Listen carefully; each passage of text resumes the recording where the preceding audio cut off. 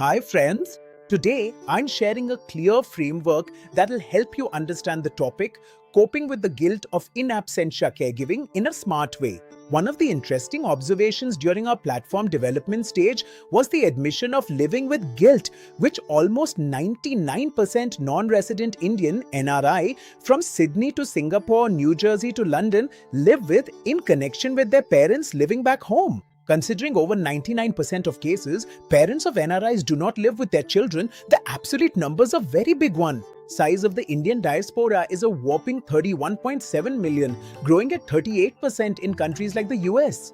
Stringent visa norms and stay restrictions and so on add to the complications as Indians abroad feel that they're not doing enough for the people who raise them or are not doing the right things to improve their parents' lives. In reality, there is no real need to feel guilty, but it is a part and parcel of caregiving, even more so for remote caregivers. This feeling responsible for something that is not your fault or is beyond your control, like aging, is called disproportionate guilt.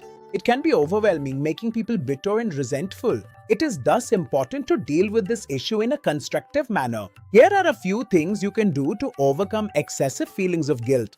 If you find yourself drowning by thoughts that you're not doing enough for your parents, jot down all the positive things you've done. You're human and no one expects you to do everything to perfection.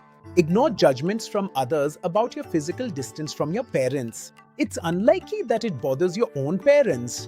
Also, stop judging yourself about your caretaker abilities. This is just gonna make you even more miserable. Don't bottle up these feelings of dread. Talk to a friend you trust who can give you an unbiased view, or to a professional who knows how to deal with disproportionate guilt. Make time for yourself. Work and family can consume you, adding to your stress. Make sure you have activities and hobbies that help you unwind. There are a couple of ways in which you can make sure that your parents are taken care of and keep the guilt at bay. Stay in touch with your parents, call them, text them, video chat with them frequently. This keeps them from feeling neglected and helps you find comfort in knowing they are doing okay. Find an appropriately trained caregiver who can help out in your absence and also give you regular updates on how your parents are. Depending on the requirements, such caregivers could be in the form of in-home help or someone who drops in regularly to offer their services.